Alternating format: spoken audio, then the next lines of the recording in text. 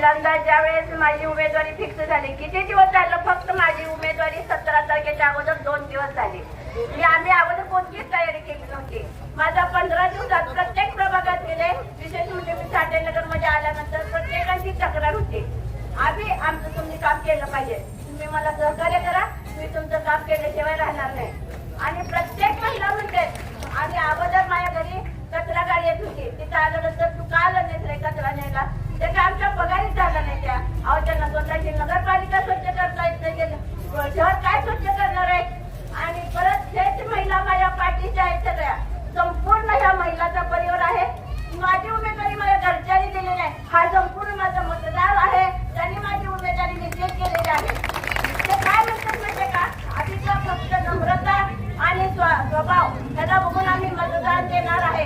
आणि फक्त रिक्षाला म्हणजे रिक्षालाच मतदान देणार आहे, दुसरं आम्ही कुणाला सुद्धा मत देणार नाही.